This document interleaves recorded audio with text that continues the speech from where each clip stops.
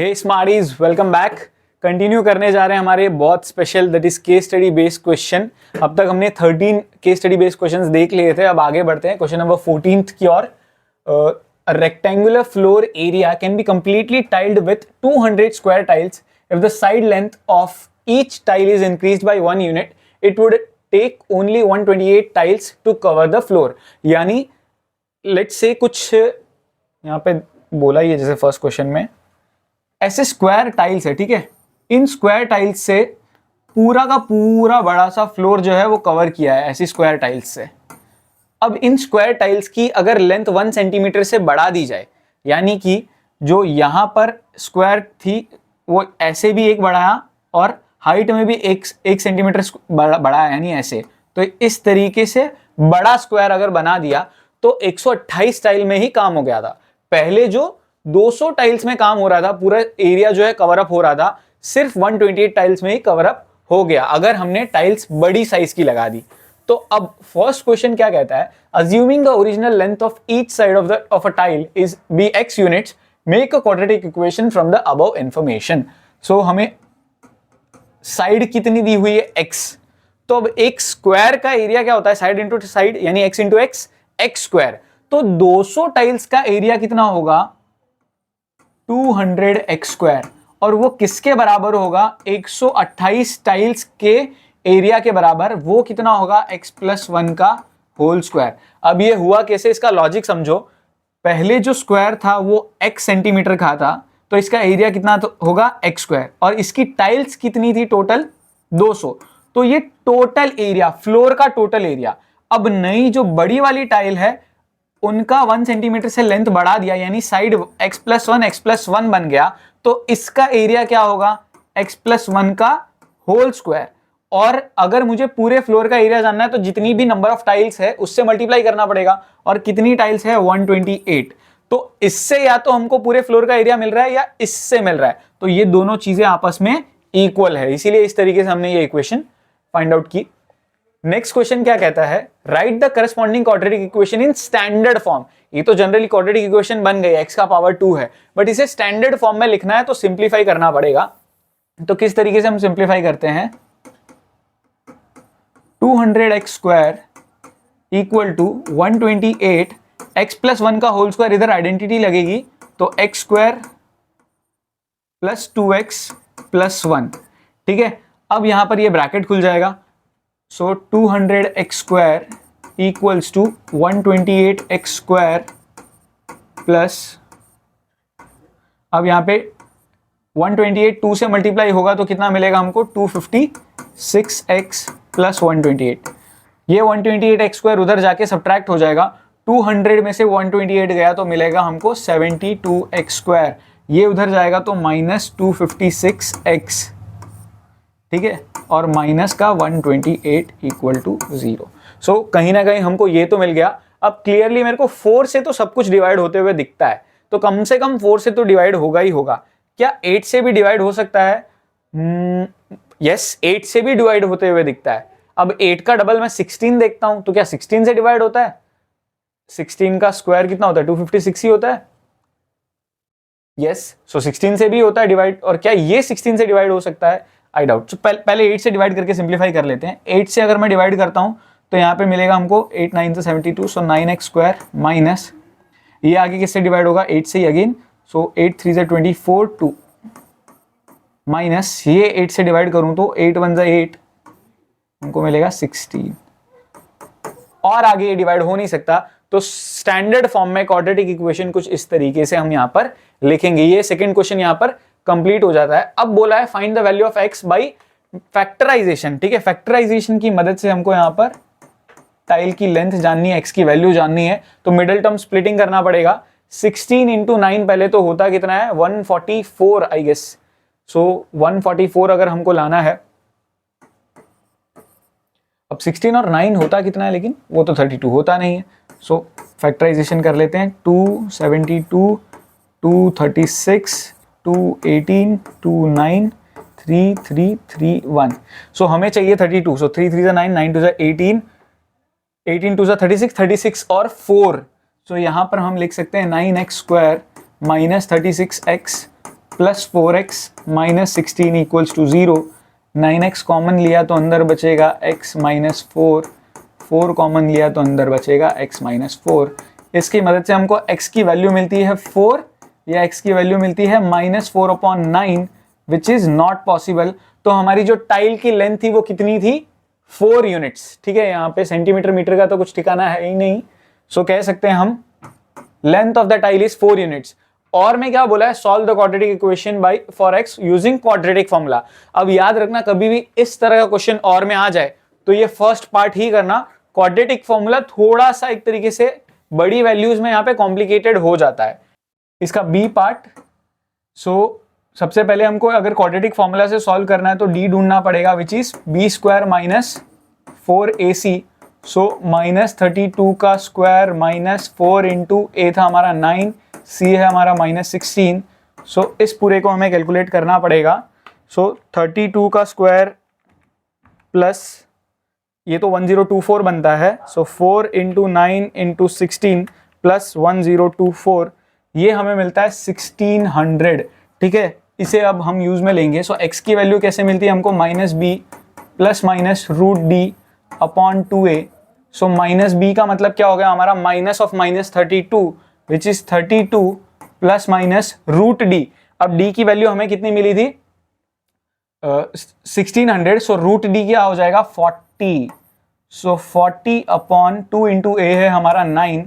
सो एक x की value होगी 32 प्लस 40 अपॉन 18 और एक x की वैल्यू होगी 32 minus 40 upon 18।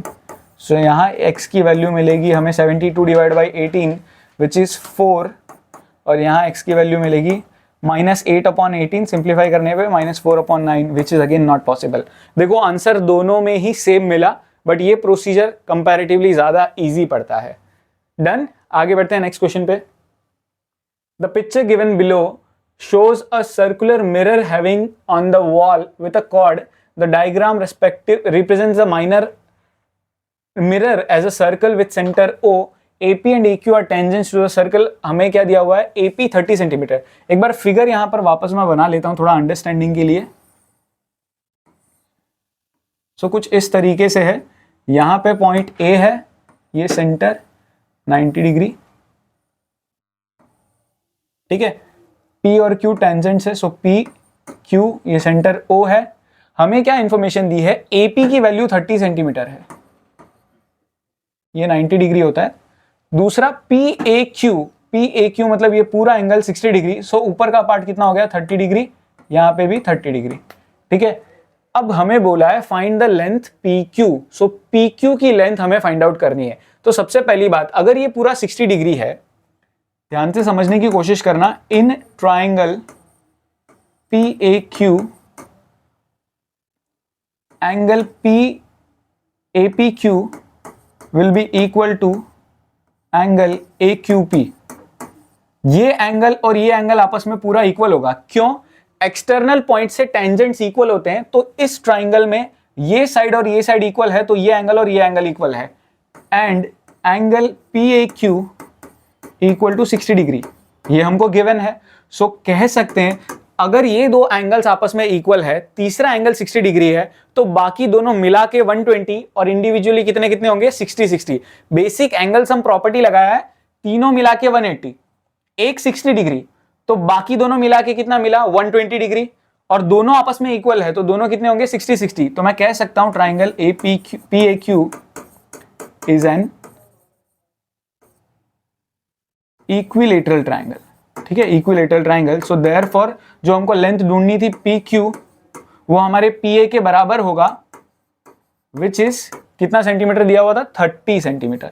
So first part हमारा आंसर आता है 30 सेंटीमीटर। क्योंकि इक्विलेटरल ट्राइंगल है, तीनों साइड्स इक्वल, एक साइड की वैल्यू 30 सेंटीमीटर दी थी, तो जो दूसरी ढूंढनी थी वो भी 30 सेंटीमीटर होगा। सेकेंड पार्ट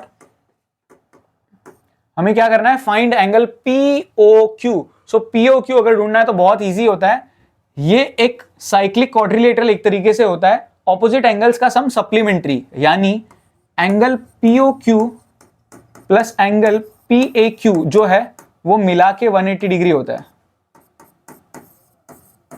इसकी वैल्यू, एक की वैल्यू पी ए क्यू की वैल्यू 60 डिग्री दी हुई है, सो ये उधर जाके 60 डिग्री उधर जाके सब्ट्रैक्ट होगा, तो हम कह सकते हैं एंगल पी ओ क्यू की वैल्यू जो है, पी ओ क्यू की वैल्यू है वो होगा 180 माइनस 60 विच इज 120 डिग्री। सो यहां पर एंगल कितना मिला हमको, 120 डिग्री। ठीक है, यहां पे बस मैं बना रहा हूं, बाकी काम का नहीं, ये इंपॉर्टेंट है, 120 डिग्री ये मिल गया हमको। अब लेंथ ओ ए हमें फाइंड आउट करना है, यानी ये फाइंड आउट करना है। तो इसको ध्यान से समझने की कोशिश करना। अगर मैं ये ट्राइंगल एक बनाऊं, राइट एंगल ट्राइंगल, सेंटर पे ओ है, नहीं सॉरी, यहां पर ओ, यहां पर ए और यहां पर पी, यहां पर 90 डिग्री बन रहा है ओ पी ए के बीच में, जिसमें से ए वाले के पास में यहां पर एंगल कितना बन रहा है, 30 डिग्री। हमें दिया क्या है, हमारे पास पी ए की वैल्यू है दैट इज 30 सेंटीमीटर, और हमें ढूंढना क्या है यहां पर, ओ ए, मतलब ये हाइपोटेन्यूस। तो लॉजिकली अगर यहां पर मैं ट्रिग्नोमेट्री लगाऊं, एडजेसेंट मेरे पास है, हाइपोटेन्यूस मुझे ढूंढना है, तो एडजेसेंट और हाइपोटेन्यूस वाला कौन सा ट्रिग्नोमेट्रिक रेशियो है हमारा, कॉस थीटा। इसीलिए इस थर्ड के ए वाले पार्ट में हम लगाएंगे कॉस 30, और ऑपोजिट की वैल्यू हमारे, सॉरी एडजेसेंट की वैल्यू हमारे पास 30 है ही, हाइपोटेन्यूस दैट इज ओ ए हमें फाइंड आउट करना है। कॉस 30 होता है √3/2, 30 अपॉन ओ ए। सो देयरफॉर ओ ए की वैल्यू जो है वो हमारी कितनी होगी, 60/√3। ठीक है, 60/√3, इसको √3 से ऊपर नीचे मल्टीप्लाई करते हैं हम, सो हमको यहां मिलेगा ये 20/√3 मीटर। आई होप ये प्रोसीजर समझ में आया होगा। क्या किया, रेशनलाइज, √3 से ऊपर नीचे मल्टीप्लाई किया, नीचे बन जाएगा 3 60 से कटेगा, सो 20, और ऊपर जो √3 से मल्टीप्लाई किया था वो, यानी 20√3 यहां पर हमें वैल्यू मिलती है। इसी का बी वाला पार्ट देखते हैं, find the radius of the mirror. Radius कहीं ना कहीं हमारा क्या होगा, ओपी, यानी ये वाली वैल्यू ढूंढनी है। तो इसी में आप बी वाले पार्ट को अगर ध्यान से देखो तो tan 30 डिग्री हम लगा सकते हैं। ऑपोजिट होगा हमारा OP that is radius, adjacent होगा हमारा पी ए। अब tan 30 होता है 1/√3, ओपी हमें फाइंड आउट करना है, पी ए हमें 30 दिया हुआ है, सो ये 30 उधर चला जाएगा, सो ओपी की वैल्यू आ जाएगी 30/√3 which is nothing but 10√3 metre, centimetre, I guess centimetre में था ना, सेंटीमीटर, सो ये भी सेंटीमीटर में आएगा। यूनिट का ध्यान रखना, छोटी सी मिस्टेक कर दी, अब चेक कर, अगर थोड़ा खड़ूस हुआ तो आधा मार्क कट जाएगा यहाँ पे। आई होप समझ में आया होगा। बहुत ही इंटरेस्टिंग सा केस स्टडी का क्वेश्चन था, थोड़ा डिफिकल्टी एंड पे, आप कह सकते हो स्टैंडर्ड लेवल का, बट स्टिल कंसेप्ट कोई बहुत ज्यादा डिफिकल्ट नहीं यूज हुआ है। नेक्स्ट, ओहो, SL world. SL world is one of India's largest amusement park. इसके बारे में हमें दिया हुआ है fun field adventures so and so. क्या दिया हुआ है, पार्क में जो चार्जेस है टिकट के वो है 150 रुपए बच्चे के, 250 रुपए एडल्ट के। काश अभी भी यही प्राइस होता, जरूर जाता मैं।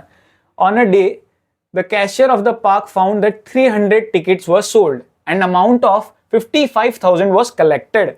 ठीक है, उसे पता चला टोटल कितनी टिकट सेल आउट हुई है, 300, और कितने रुपए इकट्ठा हुए, 55,000 रुपए। वाह।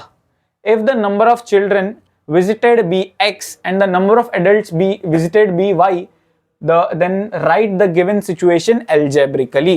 तो अगेन सिंपली हमको इक्वेशन बनाना है, तो बहुत सिंपल है। अगर x चिल्ड्रंस गए, y एडल्ट गए, तो दोनों मिला के टोटल टिकट कितनी सोल्ड आउट हुई है, 300। तो मैं कह सकता हूं x + y = 300। एक सिंपल सा इक्वेशन बना, x चिल्ड्रन y एडल्ट्स मिला के टोटल टिकट सोल्ड आउट कितनी हुई, 300। तो दोनों को मिला के कितना हुआ, 300।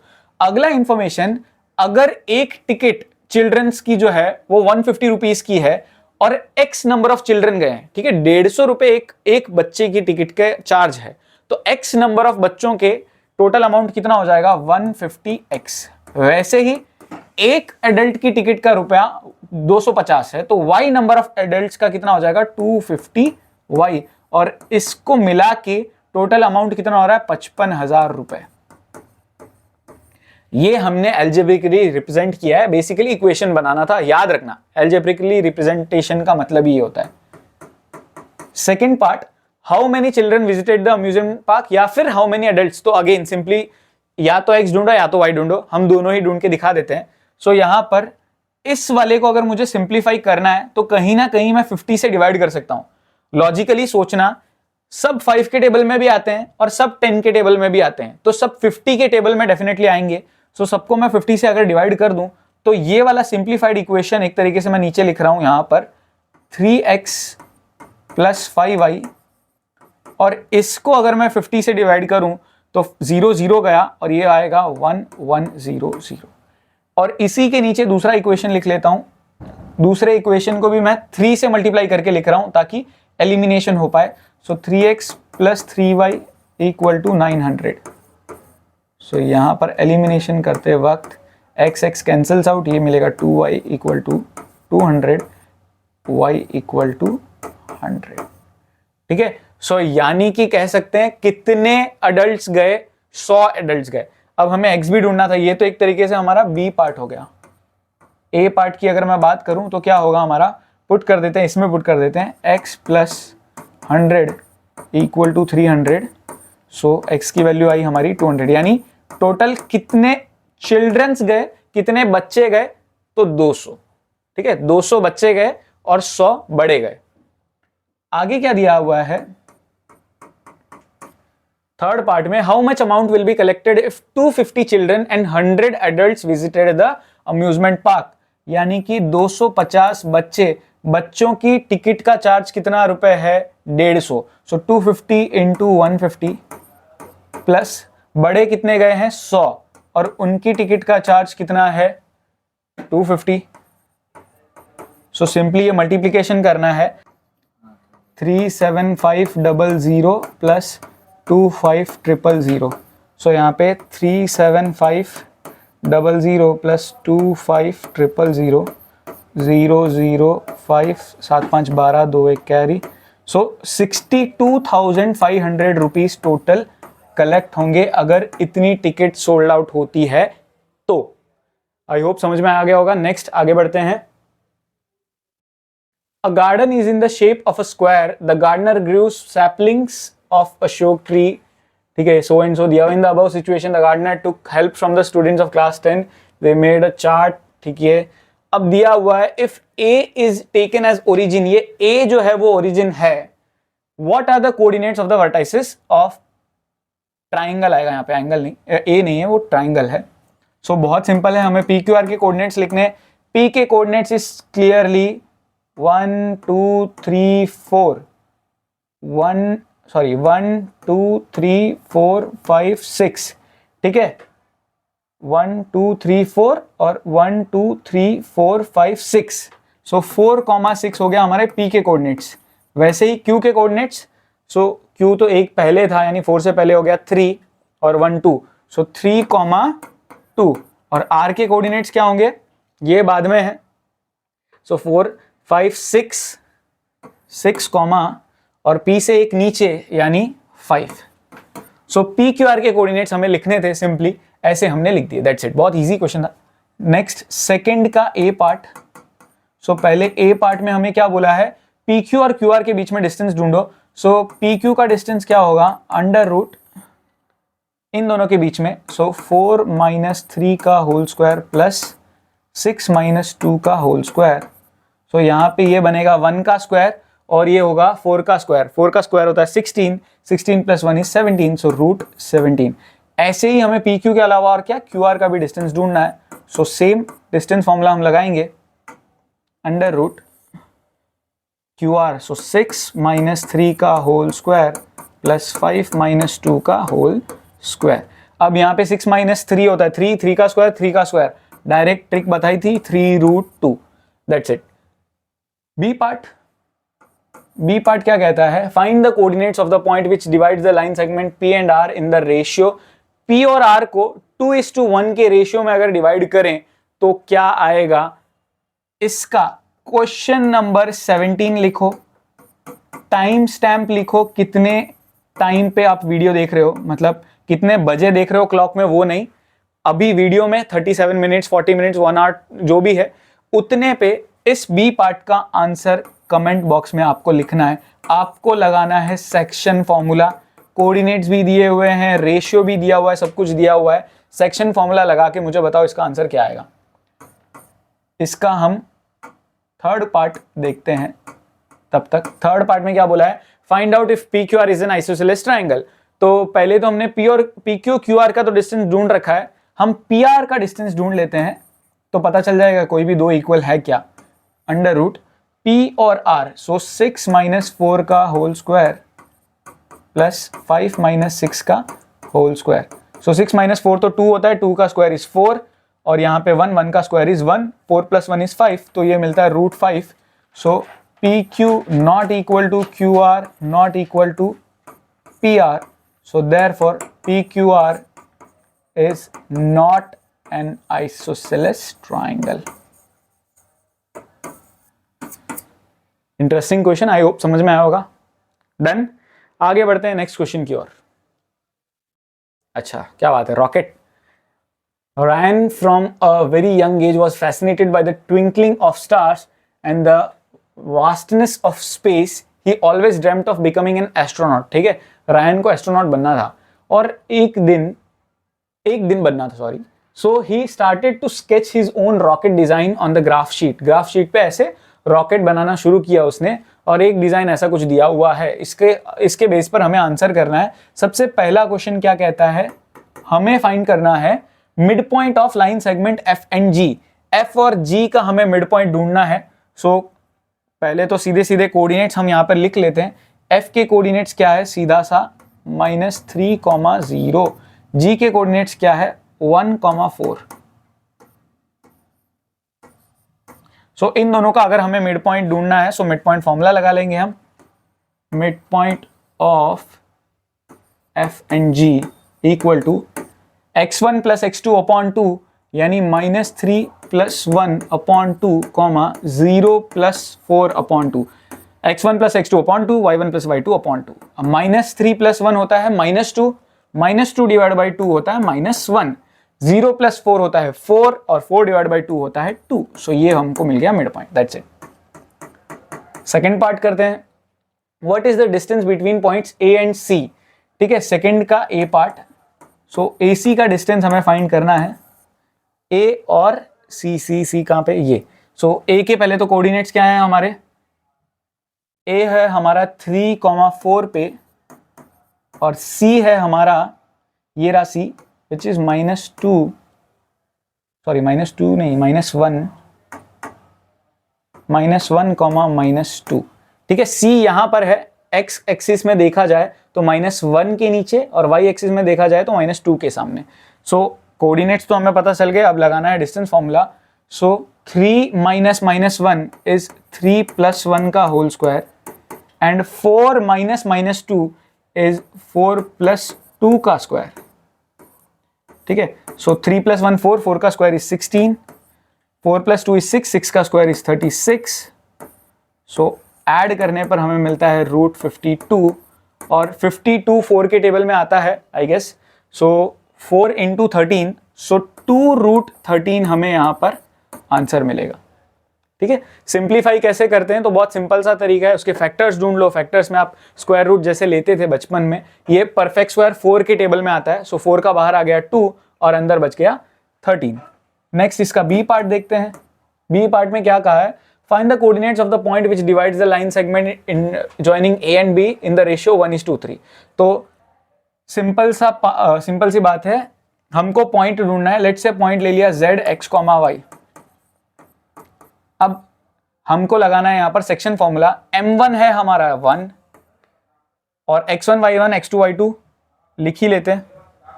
किसका किसका लिखना हमें, a और b। b के कोऑर्डिनेट्स क्या है, क्लियरली 3,2।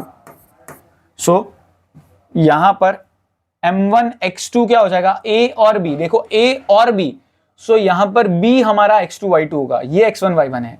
सो m1 x2 plus m2 x1,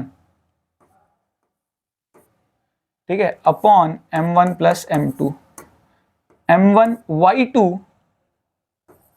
plus m2 y1 upon m1 plus m2।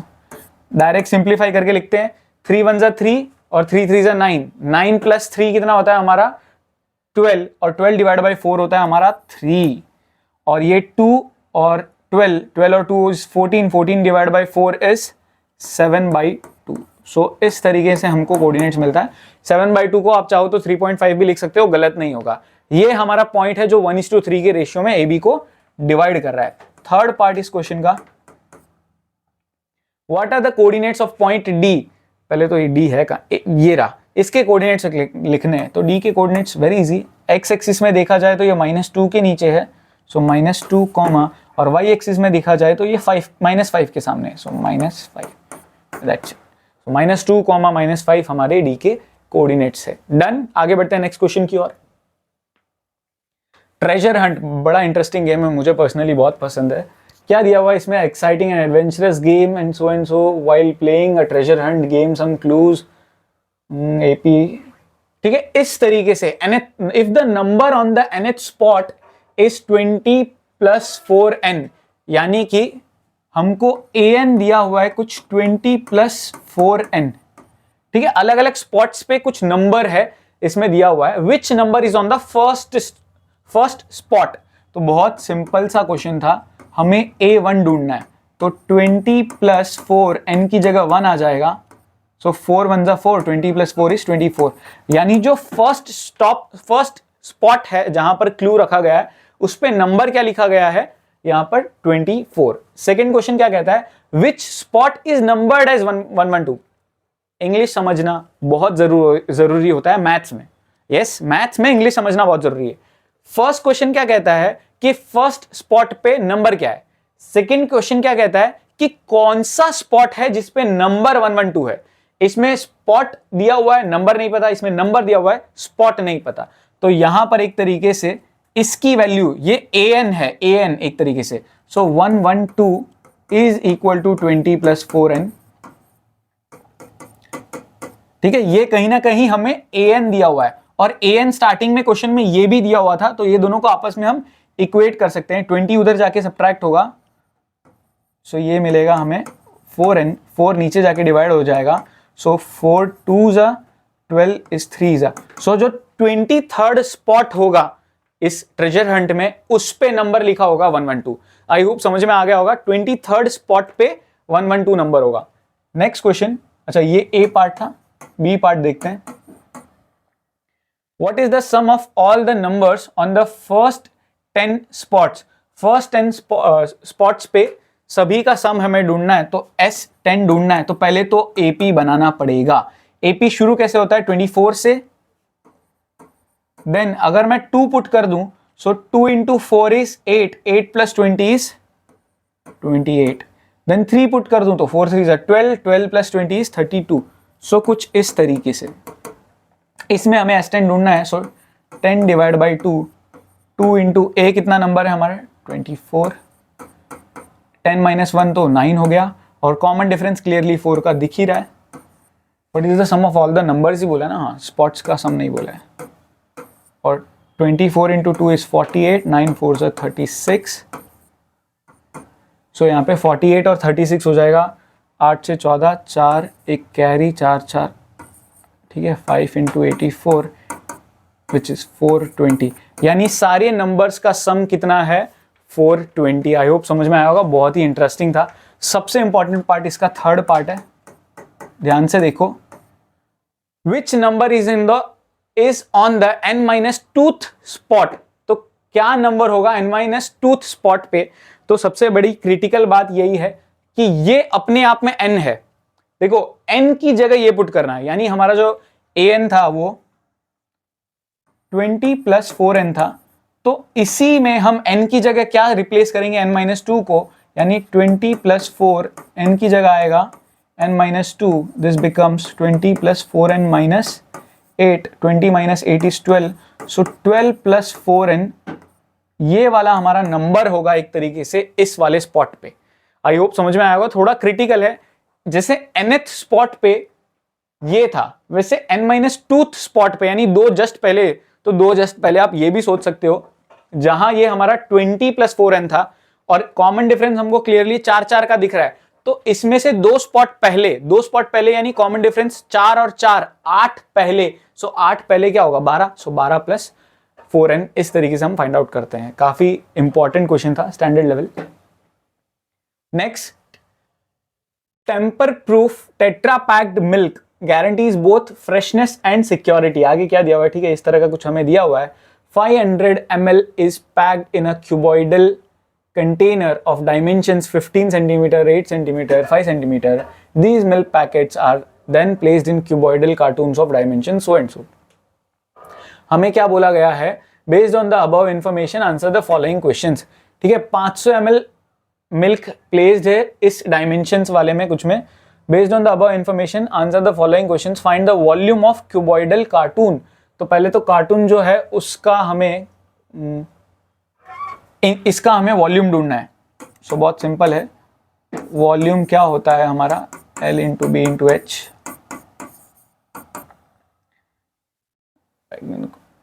30, 32, 15 दिया हुआ है। सो 30 इंटू 32 इंटू 15। सिंपली ये हमको मल्टीप्लाई करना है। सो 15 3 45, 450 इंटू 32 अगर करना है, सो 45 इंटू 32 कर लेते हैं, पीछे 0 लगा देंगे। सो 5 2 10, 1 कैरी, 4 2 8 प्लस 1 9, 15 5 1 कैरी, 4 3 12 1 13, 9 5 14 1 कैरी 4। सो 14400 इतना सेंटीमीटर क्यूब एक तरीके से इसका वॉल्यूम निकल के आता है।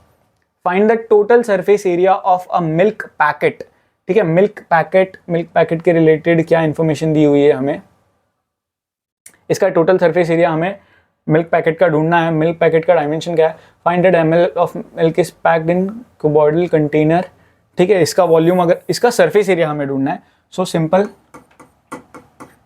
Surface area TSA of packet, milk packet basically 2 LB plus BH plus HL। So 2 into length into breadth, milk packet ये रहा। सो 15 इंटू 8 इज 150 में 30 कम, सो 120।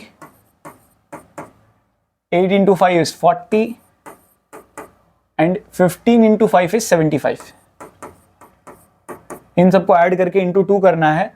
सो हम पहले तो इनको 160 प्लस 75 इज 200 प्लस 35, 235 का भी हमें डबल करना है। सो 470 सेंटीमीटर स्क्वायर करेक्ट आंसर हमारा यहाँ पर निकल के आता है। इसी का और वाला पार्ट देखते हैं, ये तो ए पार्ट था।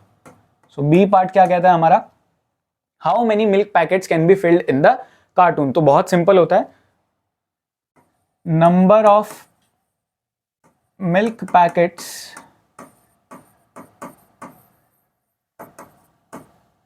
इज टोटल वॉल्यूम, जो कंटेनर का टोटल वॉल्यूम है, डिवाइड बाई एक पैकेट का वॉल्यूम, यानी कि वॉल्यूम ऑफ कंटेनर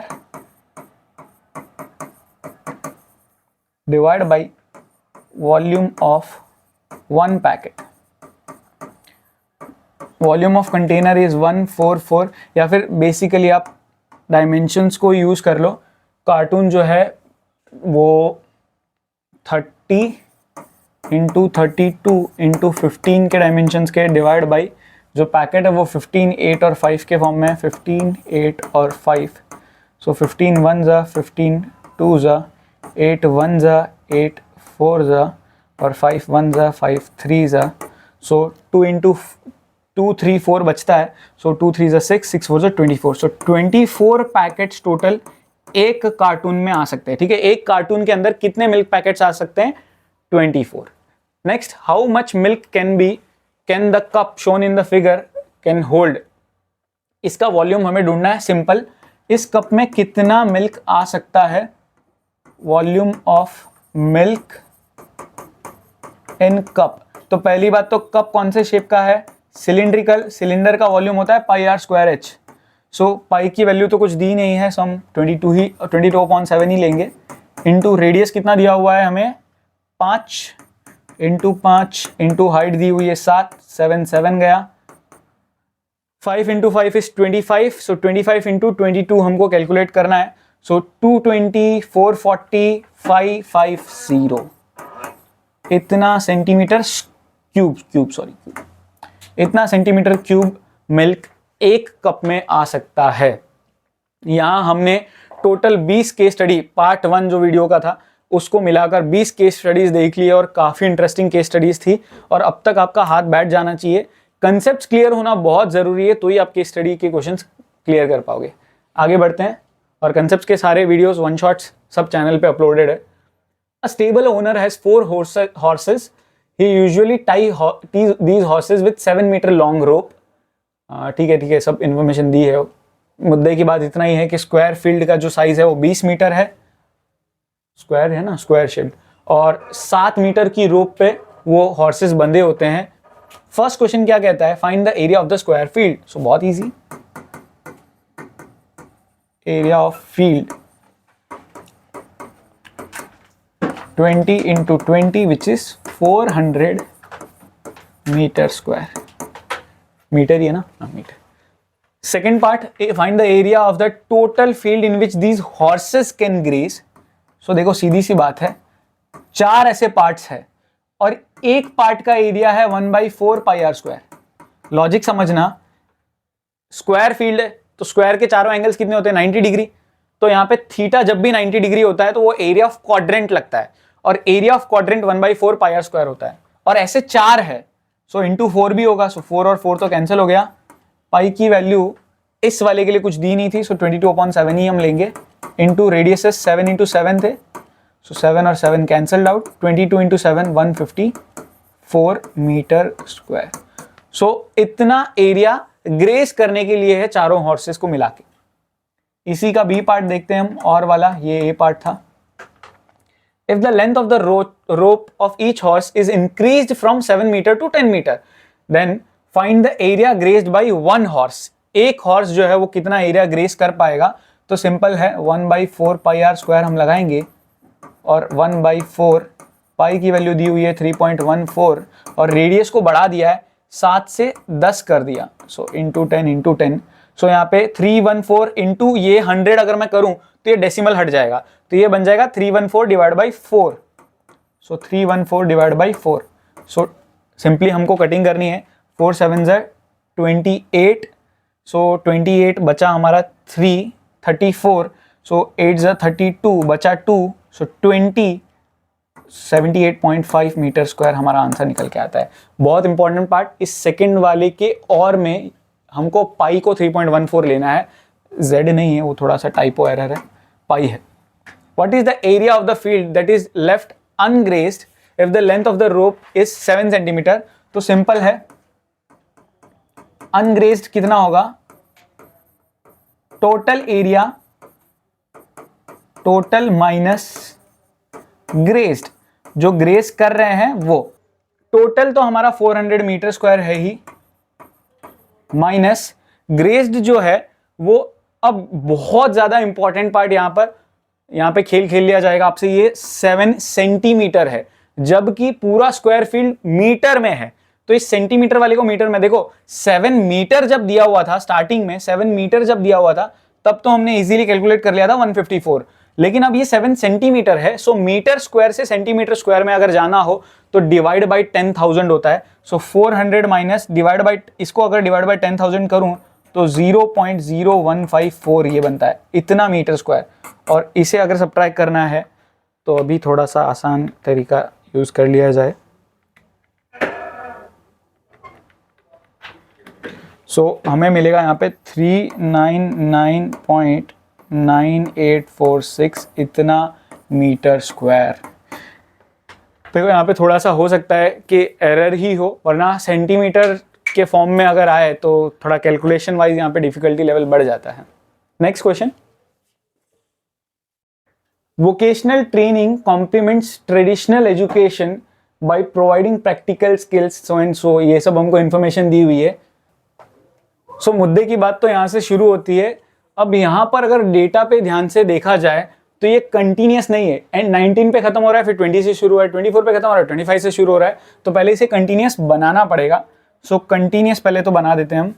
कंटिन्यूस कैसे होगा, ये होगा 14.5 से लेके 19.5, 19.5 से लेके 24.5, 24.5 से लेके 29.5 और 29.5 से लेके 34.5। मैं सब में चेंज कर रहा हूँ, रिक्वायर्ड नहीं है वैसे, हमें जो चीज़ें क्वेश्चन में पूछी है उसके बेसिस पर ही ध्यान देना है। सो यहाँ पे नीड तो नहीं पड़ेगी। 39.5 से 44.5, 44.5 से लेके 49.5, 49, ये लास्ट में कुछ तो आई गेस एरर है यहाँ पे, ये 50 होगा शायद। सो 49.5 से लेके 54.5, ये तो इसकी बात हो गई। क्यूमुलेटिव फ्रीक्वेंसी की बात करूँ तो पहला 62, दूसरा 62 प्लस 132 इज 4, 9, 194, 194 प्लस 196। सो यहाँ पे 6 की कमी और यहाँ पे 4 की कमी, तो 10 की कमी, अगर मैं 100 गिन लूँ, 300 में 10 की कमी 290। सो 290 प्लस 37 इज 327, प्लस 13 अगर करता हूँ तो 340, 351, 361 और ये आएगा 365। सो ये पार्ट तो हमारा यहाँ पर हो गया। अब बात करते हैं एक्चुअल में। सबसे पहले हमको ढूंढना है lower limit of the model class. So model class होगी कौन सी? मैक्सिमम फ्रीक्वेंसी किसमें दिख रहा है हमको? 132। सो मॉडल क्लास होगी हमारी 19.5 से लेके 24.5। बहुत कॉमन एरर यहाँ पे ये हो सकता है, हम अगर क्लास को कंटिन्यूस ना बनाए तो हमारे दिमाग में आ सकता है कि 132, सो लोअर लिमिट क्या होगी? 20, जबकि लोअर लिमिट क्या होगी यहाँ पर? 19.5 हमारा लोअर लिमिट होगा। सेकेंड पार्ट हमें क्या फाइंड करना है? Find the median class of the above data. अब 365 का आधा, अगर मैं जस्ट 365 का आधा करूं तो 182.5, 182 से जस्ट बड़ा तो यही दिख रहा है मुझे तो। सो इसी में मीडियन क्लास हमारी क्या हो जाएगी? ये। सो हमारा मीडियन क्लास जो है वो क्या होगा? सेम 19.5 से लेके 24.5, सेम ही मिला हमें मीडियन क्लास। इसका और वाला, find the number of participants of the age less than 50 years who undergo vocational training. 50 से कम एज वाले, यानी इसका बी पार्ट, ये पार्ट था। सो 50 से कम एज वाले मतलब ये सारे, यानी यहां तक का टोटल अगर मैं देखूं तो 361 आता है। तो 361 people. Cumulative frequency find out करने का फायदा हो गया। सो यहां तक का टोटल करना था, सो 361 यहां पे आता है। नेक्स्ट इसका third part, give the empirical relation. तो एम्पिरिकल फॉर्मूला लिखना है, बड़ा ही इजी होता है। मोड इक्वल टू, किसी भी तरीके से आप लिख सकते हो, मैं इस फॉर्मेट में याद रखता हूं। Mode is equal to 3 median minus 2 mean. So यहां पर इस तरीके से एम्पिरिकल रिलेशन भी ढूंढना था। That's it. Next 23rd question, teaching mathematics through activities is a powerful approach that enhances students understanding. बहुत अच्छी बात है। आगे क्या दिया हुआ है? फॉर क्लास 5 स्टूडेंट्स, उन्होंने कुछ प्राइम नंबर गेम निकाला है। She announces the number 2 in her class and ask the first student to multiply it by a prime number and then pass it to the second। यानी सबसे पहले जो Mrs मुक्ता है, क्या नाम है, मुक्ता ने 2 अनाउंस किया और एक एक करके स्टूडेंट को प्राइम नंबर बोलते जाना था और उनसे मल्टीप्लाई करते जाना था। That's it. So second student also multiplied it by a prime number and so on. इस तरीके से द लास्ट स्टूडेंट गॉट 173250। ओ बाप रे, इतना बड़ा नंबर यहाँ पर मिला। What is the least prime number used by the students? तो सबसे पहले तो इसका प्राइम फैक्टराइजेशन हमको करना पड़ेगा। 173250, तो 2 से तो क्लियरली जा ही रहा है। 2 8 जा 16, 13, सो 6 जा 12, 6 जा 2 5। अब 2 के टेबल में ये आता दिख नहीं रहा है, 3 के टेबल में आएगा क्या, देख लेते हैं। सो 8 6 14, 14 6 20, 20 और 7 27, यस 3 के टेबल में आएगा। सो 3 2 जा 6, 26, so 8 जा 24, 26 8 जा 24, 22 7 जा और 5 जा। अब क्या 3 के टेबल में आएगा? 8 8 16, 16 और 2 17, 17 और 15, 17 और 10 27, 27 और 5 32। I don't think so. 8 8 10 18, 18 और 7 इज 25, 30 अभी भी जाएगा 3 के टेबल में। सो 3 7 ज़ा 21, नहीं 3 9 ज़ा 27, बचा 1 18, 18 तो जाएगा ये 6 ज़ा, सो 2 ज़ा 5 ज़ा 15, 15 और 5 20 22, अब नहीं जाएगा शायद, 5 से जाना पड़ेगा, 5 से डिवाइड होगा ये, 5 1 ज़ा 46, सो 9 ज़ा 45, 12 2 ज़ा 10 25, 5 ज़ा अगेन 5 से जा सकता है ये, 5 3 ज़ा 15, 42 8 ज़ा 40 25, 5 ज़ा अगेन 5 से जाएगा ये, 5 7 ज़ा 35, 35 अगेन मिला, सो अगेन 7 ज़ा 7 11 ज़ा 7 1, सॉरी 11 1 ज़ा, थोड़ा कॉम्प्लिकेटेड था बट है ऐसी कैलकुलेशन। इस तरीके से प्राइम फैक्टराइजेशन किया। पहले क्वेश्चन को ध्यान से समझते हैं अब धीरे धीरे। What is the least prime number used by students. अब क्लियरली प्राइम फैक्टराइजेशन जो है वो क्या बना हमारा 17325 का 2 इंटू 3 कितनी बार है 2 बार, 5 कितनी बार है हमारा 1 2 3 बार, इंटू 7 और इंटू 11। सो लीस्ट प्राइम नंबर क्लियरली देखा जाए तो 2 है, और हम जोश जोश में आके 2 लिख भी देंगे जो गलत हो जाएगा। Reason being used by the students बोला है, और 2 जो है सबसे पहले अनाउंस किया था मिस मुक्ता या मिसेस मुक्ता जो भी है, जो टीचर है उन्होंने अनाउंस किया था, तो स्टूडेंट ने तो 2 यूज किया ही नहीं है। सो स्टूडेंट ने सबसे छोटा नंबर जो यूज किया है वो है least prime number used by student is 3। ठीक है, सबसे छोटा नंबर जो स्टूडेंट ने यूज किया है वो 3 है। Second part, how many students are there in the class. So बहुत इजी, देखो 2 तो मुक्ता मैम ने यूज किया है भाई, सो 2 3 5 6 और 1 7, टोटल स्टूडेंट्स यहां पर कितने हैं 3 यूज करने वाले 2 है, 5 यूज करने वाले 3 है, सो 3 और 2 5 और 1 सो 7 टोटल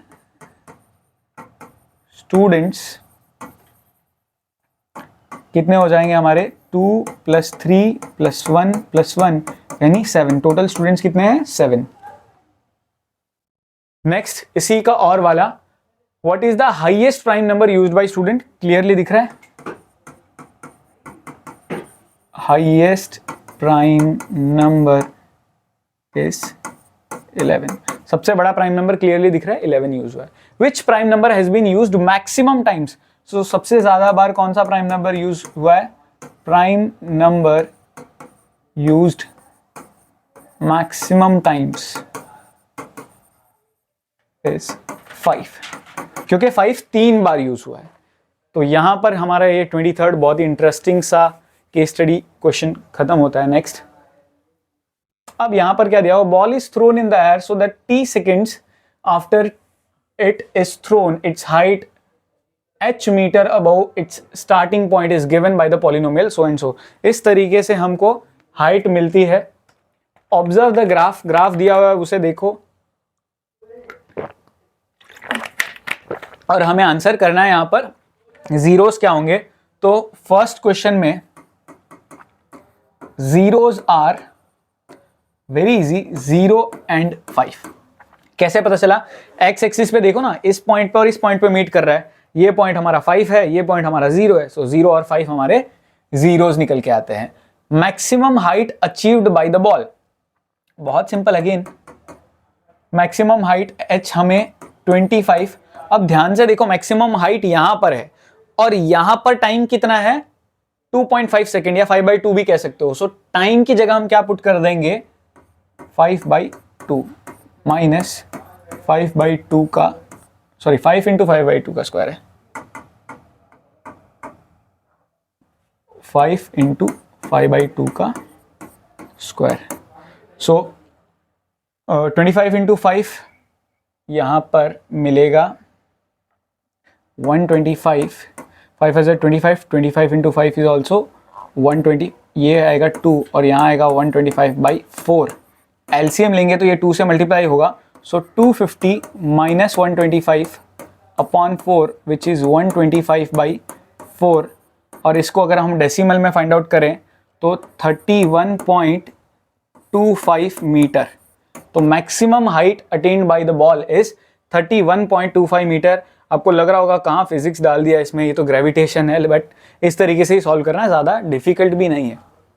नेक्स्ट इसका क्वेश्चन है थर्ड का ए पार्ट। क्या दिया हुआ है, after throwing upward how much time did the ball take to reach to the height of 30 metre, यानी 30 मीटर हाइट पे पहुंचने के लिए कितना समय लगा। सो वेरी सिंपल, इट के लिए 30 equal to 25t minus 5t square. So 5t square इधर चला जाएगा, minus 25t plus 30 equal to 0।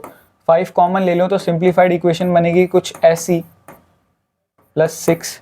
अब मिडिल टर्म स्प्लिटिंग करना है, हमें चाहिए प्रोडक्ट पॉजिटिव, तो दोनों टर्म्स का वैल्यू तो नेगेटिव आएगा। So t minus 2t, sorry t square minus 2t minus 3t plus 6 equal to 0। So ये सिंप्लीफाई होगा t माइनस 2 और t माइनस 3 के फॉर्म में। सो या तो 2 आएगा या तो 3 आएगा। क्वेश्चन में क्या बोला है, how much time the ball take to reach the height of 30 second. अब बहुत इंपॉर्टेंट बात यहाँ पर है, अलग से दिमाग लगाना पड़ेगा। 5/2 कितना होता है, 2.5। 2.5 सेकेंड पे तो वो मैक्सिमम हाइट पे पहुंच जाएगा, तो इससे ऊपर तो वो जाएगा नहीं, यानी यहां पर 2 सेकेंड में 3 सेकेंड बाद तो वो 2.5 से नीचे आ जाएगा, जब इसीलिए यहां पर एक ही वैलिड ऑप्शन है, 3 सेकेंड में वो ऊपर तो जाएगा नहीं ना, इससे ऊपर। सो यहां पर आंसर आएगा 2 सेकेंड्स। 3 सेकेंड पॉसिबल नहीं है। 2.5 सेकेंड पे तो वो मैक्सिमम हाइट पे ही पहुंच जाएगा।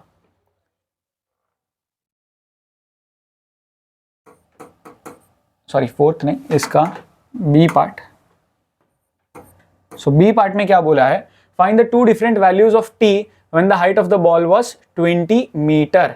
सो 20 मीटर के लिए हमको टी की 2 डिफरेंट वैल्यूज क्या हो सकती है, same procedure, 20 is equal to 25t minus 5t square.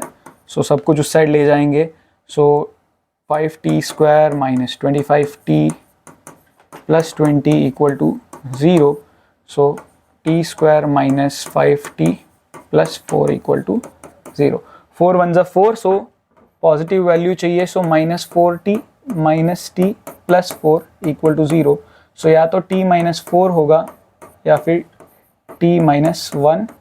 सो या तो t की वैल्यू 4 सेकेंड आएगी या तो t की वैल्यू 1 सेकेंड आएगी।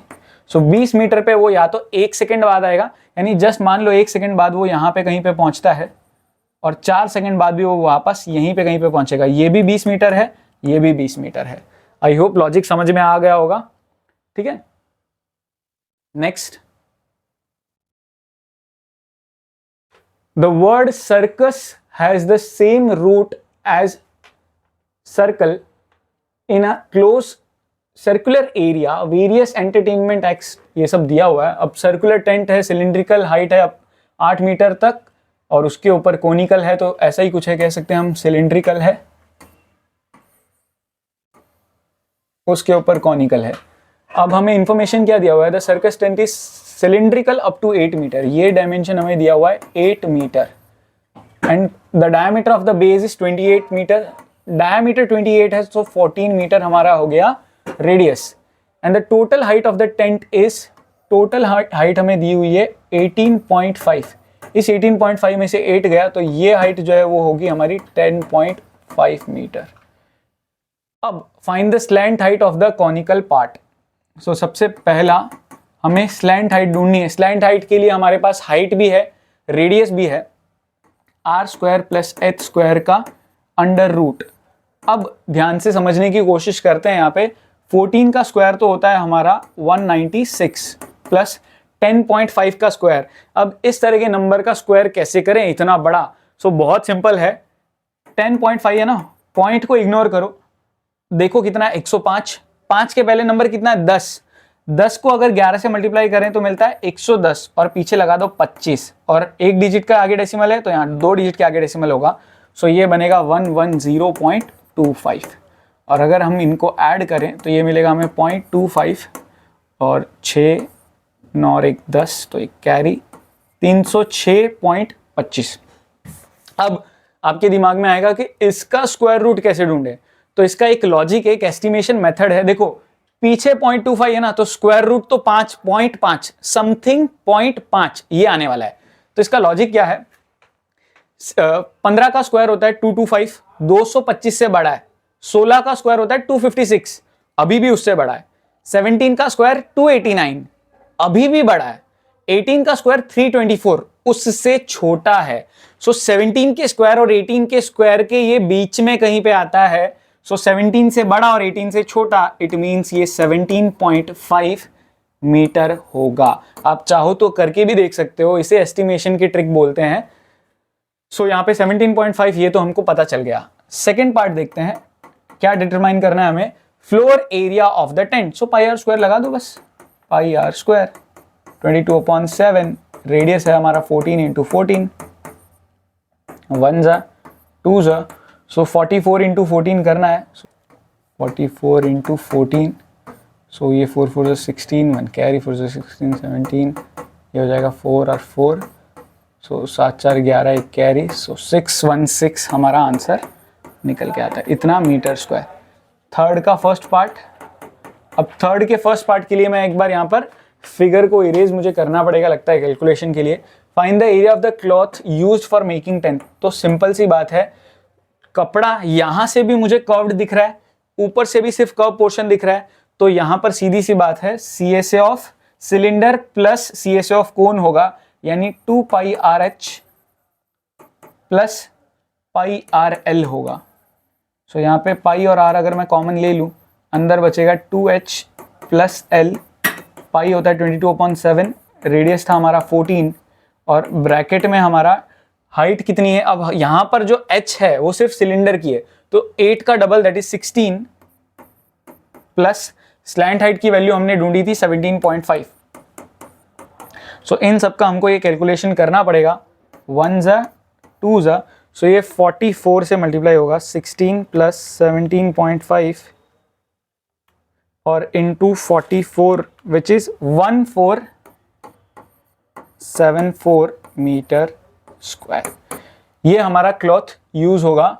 और इसी का बी पार्ट अगर मैं कहूं तो वॉल्यूम अगर हमको जाननी है एयर की, तो सिंपल सी बात है, दोनों का ही वॉल्यूम ऐड करना पड़ेगा, यानी pi are square h plus 1/3 pi are square h. Very important, h के सिंबल्स अलग लेना, क्योंकि इसकी हाइट अलग है और इसकी हाइट अलग है। कॉमन क्या निकल सकता है यहाँ पे, पाई आर स्क्वायर, अंदर क्या बचेगा यहाँ पर h प्लस h/3। वैल्यू अगर हम पुट करते हैं 22/7 इंटू रेडियस है 14 इंटू 14, पहले h है हमारे सिलेंडर की, सो 8 प्लस इसकी हाइट कितनी है 10.5/3। अब 10.5/3 होता है 3.5, सो 1 जा 2 जा, सो ये हमारा 44 इंटू 14 तो हमने कैलकुलेट किया ही था 616, और ये हो जाता है हमारा 11.5। सो इसकी वैल्यू हमारी आती है यहाँ पर 616 इंटू 11.5 विच इज 7084 इतना मीटर क्यूब, क्योंकि ये वॉल्यूम है। आई होप समझ में आया होगा। बहुत इंटरेस्टिंग क्वेश्चन था, स्टैंडर्ड लेवल का क्वेश्चन तो डेफिनेटली था, बट आप बेसिक के हो तो भी ऐसे क्वेश्चंस देखो, टैकल करो, हार मत मानना। Next, in a survey on holidays, ठीक है, हॉलीडेज पे सर्वे है और 120 लोग हैं, इनसे पूछा गया कि किस तरह का ट्रांसपोर्ट आप यूज करते हो, और ये पाई चार्ट में हमें रिप्रेजेंटेशन दिया हुआ है। If one person is selected at random, find the probability that he और शी ट्रैवल्ड बाई बस और शिप। बस और शिप पूछा है, बस और शिप, तो बहुत सिंपल है। बस की क्वांटिटी कितनी है, बस के परसेंटेज 36, शिप का 33, यानी 36 प्लस 33 अपॉन 100 विच इज 69/100। सो ये हमारा एक तरीके से प्रोबेबिलिटी होगा बस और शिप का। Second, which is the most favourite mode of transport and how many people used it. तो क्लियरली दिख रहा है कार, क्योंकि कार का क्लियरली सबसे ज्यादा डिग्री है, सो सबसे ज्यादा परसेंटेज आप समझ सकते हो इसमें। और कितने लोग ट्रैवल कर रहे हैं कार से, तो 177 डिवाइड बाई 360, ठीक है, कार का portion divide by total portion into कितने लोग हैं 120। 120 ही है ना? हाँ, अब यहाँ पे 0 0 गया, 1 जा 3 जा, और 177 डिवाइड बाई 3 करूँ, सो 3 5 जा 15, 27 इज 9 जा, सो 59 पीपल या 59 एक तरीके से आप 59 पीपल ही कह लो, 59% पीपल, इतने लोग कार प्रेफर करते हैं 120 में से, ऑलमोस्ट 50%। 60 पे 50% होता है, ये 59 पीपल है। इसी का नहीं, थर्ड वाला, सो थर्ड का ए पोर्शन क्या दिया हुआ है? A person is selected at random if the probability that he did not use train is 4/5.